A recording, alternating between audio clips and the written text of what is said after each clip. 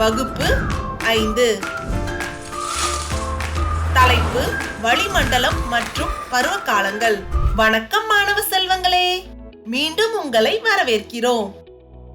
ஒரு நாள் மாலை ரித்விக் தனது குடும்பத்துடன் செய்திகளை பார்த்து கொண்டிருந்த போது ஒரு இந்திய விண்வெளி வீரர் கேப்டன் சுபான்ஷு சுக்லா விண்வெளிக்கு சென்ற செய்தியை கேட்டான்.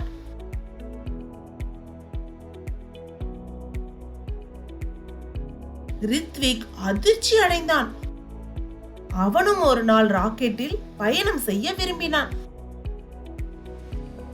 அன்று இரவு அவனுக்கு ஒரு கனவு வந்தது.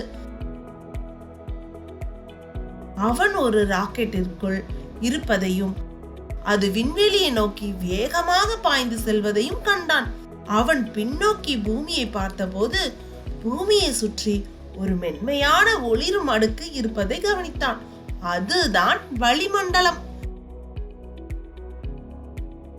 குழந்தைகளே, உங்களுக்கும் விண்வெளிக்கு செல்ல வேண்டும் என்ற கனவு இருக்கிறதா?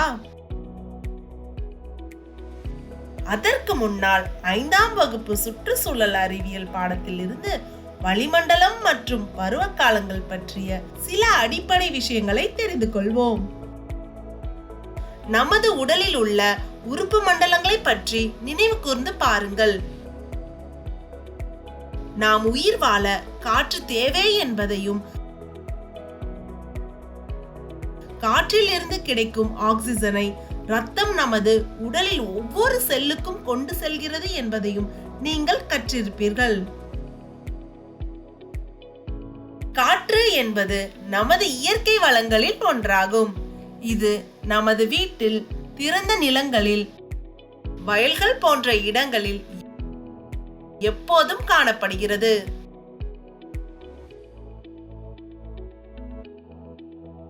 ஆனால் காற்றை நாம் பார்க்க முடியாது.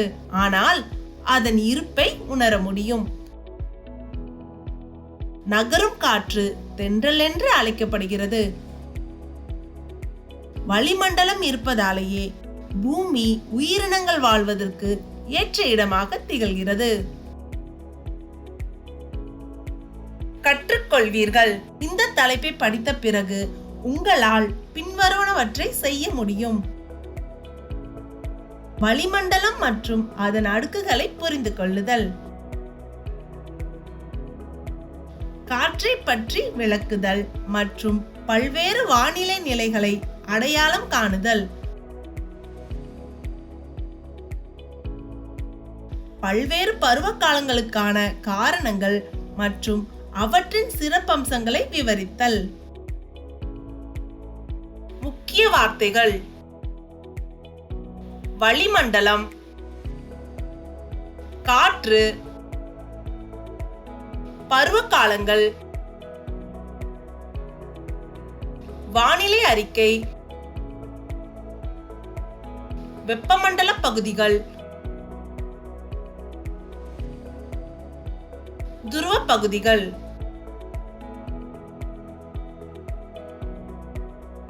வார்த்து வரைபடத்தை பார்ப்போம்.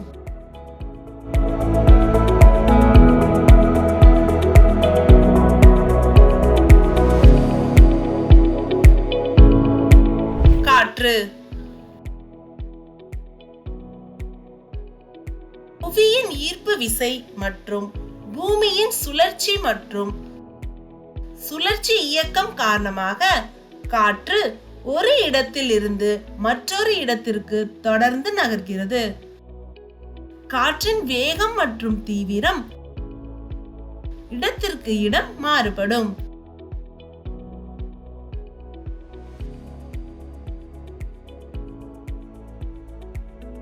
காற்றின் வலிமை மற்றும் செயல்பாட்டின் அடிப்படையில் அது வெவ்வேறு பெயர்களாக அழைக்கப்படுகிறது. மிதமான காற்று தென்றல் என்றும், பலமான காற்று பலத்த காற்று என்றும் அழைக்கப்படுகிறது.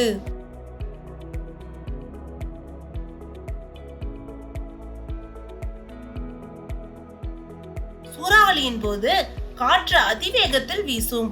இது பெரும்பாலும் வீட்டின் கூரைகள் தூக்கி வீசப்படும் மற்றும் மரங்களை வேரோடு சாய்த்துவிடும். வளிமண்டலம்.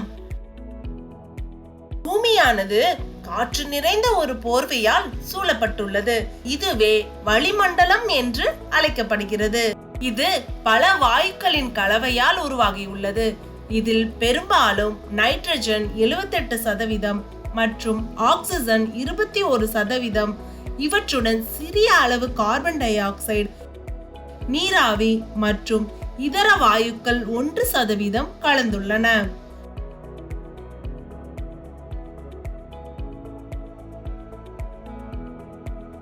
வளிமண்டலம் மிகவும் மிக அதிக வெப்பம் அல்லது மிக அதிக குளிர் போன்ற கடுமையான வெப்பநிலைகளில் இருந்து நமது கிரகத்தை பாதுகாக்கிறது. வளிமண்டலம் 5 அடுக்குகளை கொண்டுள்ளது. இவை பூமியின் மேற்பரப்பிற்கு அருகில் உள்ள அடுக்கில் இருந்து தொடங்கி விண்வெளி வரை வரிசைப்படுத்தப்பட்டுள்ளன. வளிமண்டலம் அடுக்குகள்.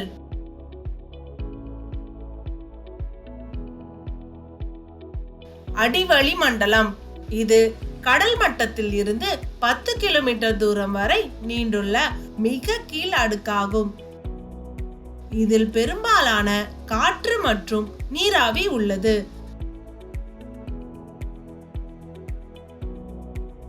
நாம் இங்கு வாழ்கிறோம், மேலும் அனைத்து வானிலை மாற்றங்களும் இந்த அடுக்கில் நிகழ்கின்றன.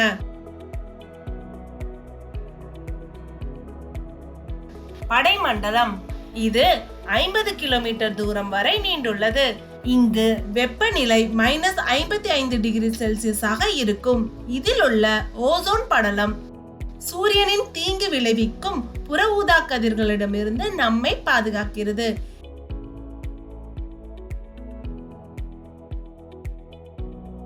இடைமண்டலம் படைமண்டலத்திற்கு மேலே உள்ளது. தரையில் இருந்து 85 கிலோமீட்டர் வரை நீண்டுள்ளது. இது -1100 டிகிரி செல்சியஸ் வெப்பநிலையுடன் மிகவும் குளிராக இருக்கிறது. மேலும் இந்த அடுக்கில் விண்கற்கள் எரிகின்றன.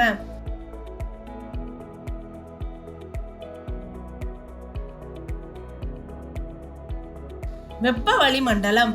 இது இடைமண்டலத்திற்கு மேலே அமைந்துள்ளது. இங்கு காற்று மிக மெல்லியதாகவும் அதிக வெப்பமாகவும் இருக்கும். புற வளிமண்டலம். இது பூமியின் மிக வெளியடுக்காகும். இது 400 முதல் 1500 கிலோமீட்டர் உயரம் வரை பரவியுள்ளது. இங்கு காற்று மிக மிக குறைவாகவே இருக்கும். உயரம் அதிகரிக்கும் போது வளிமண்டலத்தின் காற்றின் அளவு குறைகிறது, மேலும் ஆக்சிஜனும் குறைகிறது.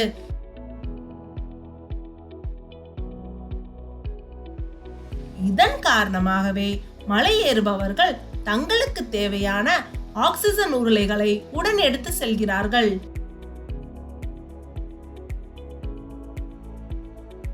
வானிலை அறிக்கை. வானிலை நிலைகளை வெப்பநிலை, மேகங்கள் மற்றும் ஈரப்பதம் மூலம் புரிந்து கொள்ள முடியும்.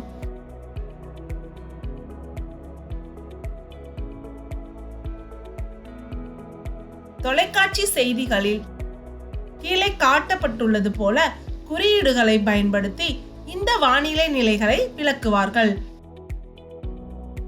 வளிமண்டல அட்டவணைகள் ஒரு வாரம் அல்லது ஒரு மாதத்திற்கு வானிலை கணிக்க உதவுகின்றன.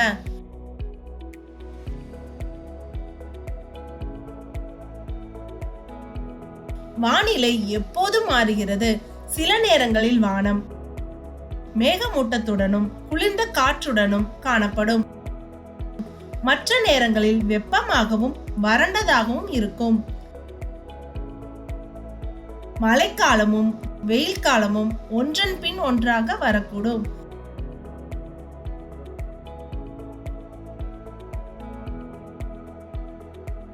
வளிமண்டலம் சூரியனால் வெப்பமடைகிறது. ஆனால் எல்லா இடங்களும் சமமான அளவு சூரிய ஒளியை பெறுவதில்லை. துருவ பகுதிகளை விட வெப்பமண்டல பகுதிகள் அதிக சூரிய ஒளியை பெறுகின்றன.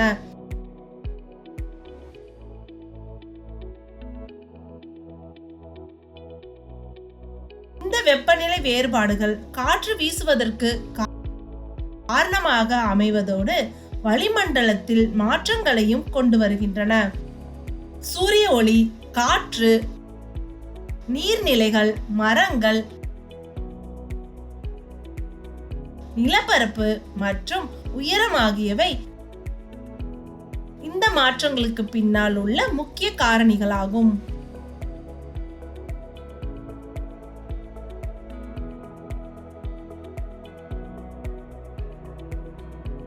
பருவ காலங்கள்.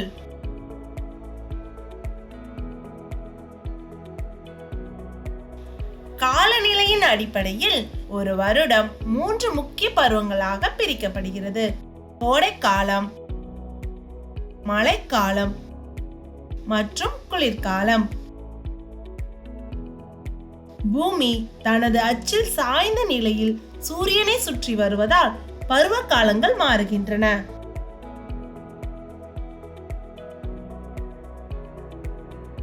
குளிர்காலம். குளிர்காலத்தில் வானிலை குளிர்ச்சியாக இருக்கும். ஆனால் குளிர்காலத்தில் நாம் உணர்வது என்ன? சூரிய உதயம் தாமதமாகவும் சூரிய அஸ்தமம் விரைவாகவும் நிகழ்கிறது.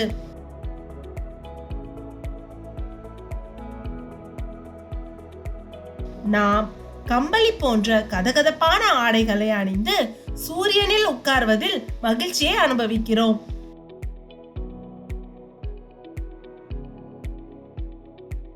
தேங்காய் எண்ணெய் உறைகிறது.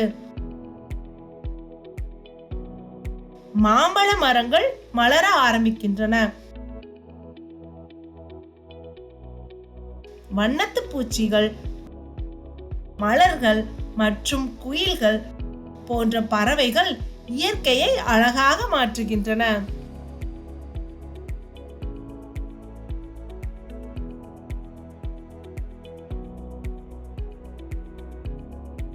கோடை பருவம். குளிர்காலத்திற்கு பிறகு வானிலை படிப்படியாக வெப்பமடைய தொடங்குகிறது.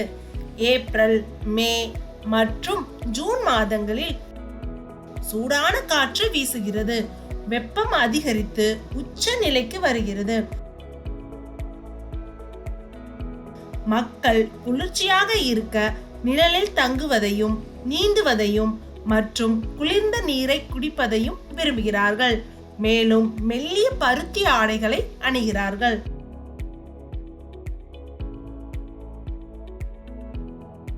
மாம்பழங்கள் மற்றும் நுங்கு போன்றவற்றை மக்கள் விரும்பி உண்கிறார்கள். கடும் வெயிலில் வெளியே செல்வது அல்லது விளையாடுவது வெப்ப தாக்கம் அல்லது காய்ச்சலை ஏற்படுத்தக்கூடும்.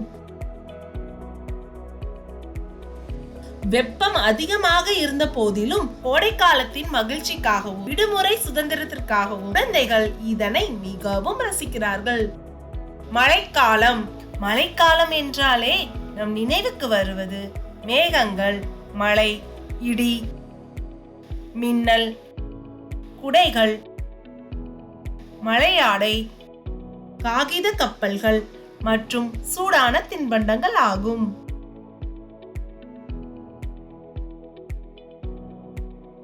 குழந்தைகள் மழையில் விளையாடுவதில் மகிழ்ச்சி அடைகிறார்கள் மற்றும் கால்வாய்கள் நீரால் நிரம்புகின்றன. மயில்கள் நடனமாடுகின்றன, தவளைகள் கத்தும் மற்றும் எங்கும் பசுமையாக புற்கள் வளரும்.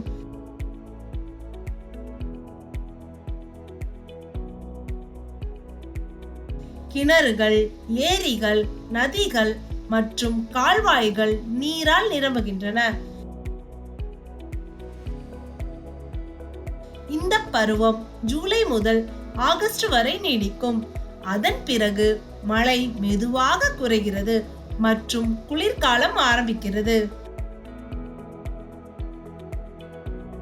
நல்ல மழை பொழிவு பயிர்கள் செழித்து வளரவும் அனைவருக்கும் மகிழ்ச்சியை தரவும் உதவுகிறது. குழந்தைகளே, இந்த தலைப்பை பற்றி படித்தது உங்களுக்கு பிடித்திருக்கும் என்று நம்புகிறேன். இப்போதைக்கு விடைபெறுகிறேன். நினைவில் வைக்க வேண்டிய புள்ளிகள். வளிமண்டலம் என்பது பூமியை சுற்றியுள்ள ஒரு காற்று போர்வை ஆகும். இது வெவ்வேறு அடுக்குகளை கொண்டுள்ளது. பூமியின் ஈர்ப்பு விசை மற்றும் பூமியின் சுழற்சி மற்றும் சுற்றுப்பாதை இயக்கத்தின் காரணமாக காற்று ஒரு இடத்தில் இருந்து மற்றொரு இடத்திற்கு தொடர்ந்து நகர்கிறது. காலநிலையின் அடிப்படையில் ஒரு வருடம் 3 பருவங்களாக பிரிக்கப்பட்டுள்ளது: கோடைக்காலம், மழைக்காலம் மற்றும் குளிர்காலம். பூமி தனது சாய்ந்த அச்சில் சூரியனை சுற்றி வருவதால் பருவ காலங்கள் மாறுகின்றன. பாடப்பணி 1. கேள்வி 1. ஒரு வாரம் மற்றும் ஒரு மாதத்திற்கான வானிலை அறிக்கை அட்டவணையை தயார் செய்யவும். கேள்வி 2. வளிமண்டலத்தின் அடுக்குகளின் மாதிரியை உருவாக்கவும். மாணவர் அறிவு மதிப்பீடு. பின்வரும் கேள்விகளுக்கு பதிலளிக்கவும். கேள்வி 1. வளிமண்டலம் என்றால் என்ன? கேள்வி 2. வளிமண்டலத்தின் அடுக்குகளை பெயரிடுக. கேள்வி 3. காற்றுகள் பற்றி ஒரு குறிப்பு எழுதுக. கேள்வி 4. பூமியில் பருவகாலங்கள் எவ்வாறு மாறுகின்றன? கேள்வி 5. வானிலை அறிக்கையை நீங்கள் எவ்வாறு தயாரிக்கிறீர்கள்? கோடிட்ட இடங்களை நிரப்புக. கேள்வி 1. பூமியை சுற்றியுள்ள காற்று படுக்கை டேஷ் என அழைக்கப்படுகிறது. கேள்வி 2. டேஷ் வளிமண்டலத்தின் முதல் அடுக்கு ஆகும். கேள்வி 3. டேஷ் என்பது மென்மையான காற்றாகும். கேள்வி 4. பூமி டேஷ் சுற்றி நகர்வதால் பருவங்களின் மாற்றங்கள் ஏற்படுகின்றன.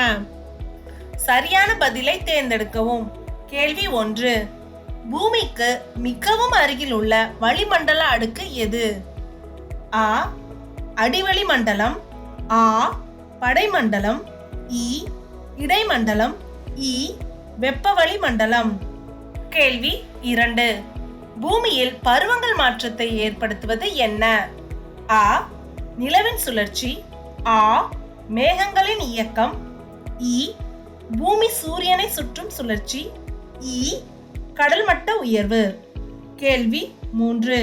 கீழ்காணும் எது வானிலையின் ஒரு பகுதியாகும்? ஆ மலைகள், ஆ மழை, இ கடல்கள், இ கல். கேள்வி 4. வலுவான நகரும் காற்றை டேஷ் என அழைக்கிறார்கள். ஆ காற்றோசை, ஆ காற்றுகள், இ அலைகள், இ புயல்.